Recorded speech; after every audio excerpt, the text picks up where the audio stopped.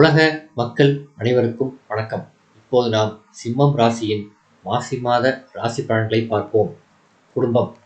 சுக்கிரன் மற்றும் செவ்வாய் ஆகியோர் நன்மை செய்வார்கள். மற்றவர்கள் சுபபலம் பெற்றிருக்கவில்லை. வரவும் செலவும் சமமாக இருக்கும். வாக்கு தனஸ்தானத்தில் கேது நிலை கொண்டிருப்பதால் பிறருக்கு வாக்களித்துவிட்டு அதை நிறைவேற்றுவதற்கு பாடுபட வேண்டியிருக்கும். அஜாக்கிரதையினால் பணத்தை இழக்க நேரிடும். குடும்பத்தில் ஒற்றுமை குறையக்கூடும். அஷ்டமஸ்தானத்தில் ராகு சஞ்சரிப்பதால் சிறு சிறு விபத்துகள் ஏற்படக்கூடும். சப்தம ராசியில் சூரியன் சனி சேர்க்கை ஏற்படுவதால் மனைவியின் உடல் நலனில் கவனமாக இருத்தல் நல்லது. பிறருக்கு உதவி செய்வதற்காக ஜாமீன் கையெழுத்திடுதல், பணம் கொடுப்பது ஆகியவற்றை கண்டிப்பாக தவிர்த்தல் வேண்டும்.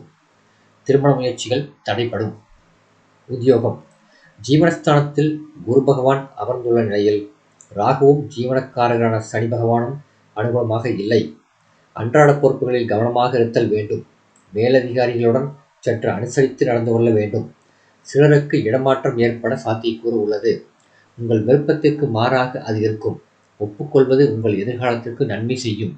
புதிதாக வேலைக்கு முயற்சித்து வரும் சிம்மராசி அன்பர்களுக்கு திருப்தி தராத வேலை கிடைக்கும். ஒப்புக்கொள்வது நல்லது. தொழில், வியாபாரம். ராகு, சனி, குரு ஆகிய 3 கிரகங்களும் அனுகூலமாக இல்லை. சந்தையில் போட்டிகள் மிக கடுமையாக இருக்கும்.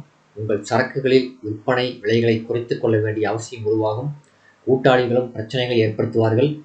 உணர்ச்சி வசப்படாமலும் கோபப்படாமலும் நிலைமையை சாதுரியமாகவும் பொறுமையுடனும் சமாளிக்க வேண்டும். புதிய முதலீடுகளையும் விஸ்தரிப்பு திட்டங்களையும் ஒத்தி போடுவது அவசியம். வங்கி போன்ற நிதி நிறுவனங்களின் ஒத்துழைப்பு குறையும். கலைத்துறையினர். சுக்கிரன் ஒருவரே உங்களுக்கு கை கொடுத்து உதவுகிறார். திட்டமிட்டு சிக்கனமாக செலவு செய்தல் அவசியம். ஆயினும் மக்களிடையே செல்வாக்கு குறையாது. நல்ல சந்தர்ப்பங்களுக்காக அலைய வேண்டி வரும். அரசியல் துறையினர்.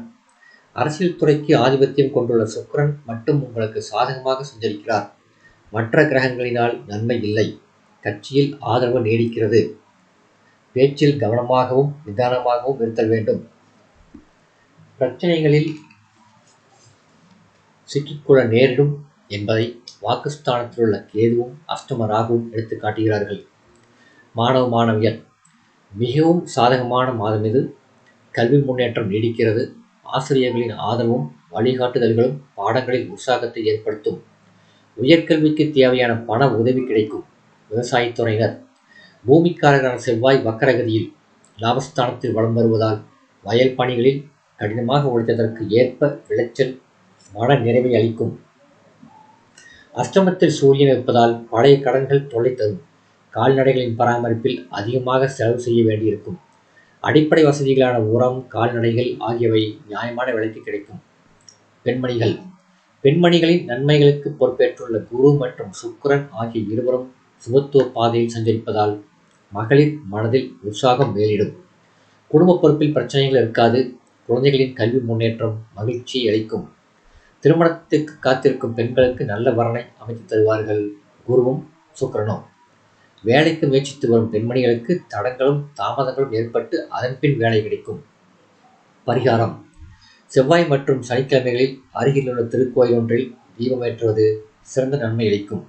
சந்திராஷ்டம தினங்கள் மாசி 17 காலை முதல் 19 காலை வரை. இந்த வீடியோ உங்களுக்கு பிடிச்சிருந்தா லைக் பண்ணுங்க, ஷேர் பண்ணுங்க, சப்ஸ்கிரைப் பண்ணுங்க. நன்றி.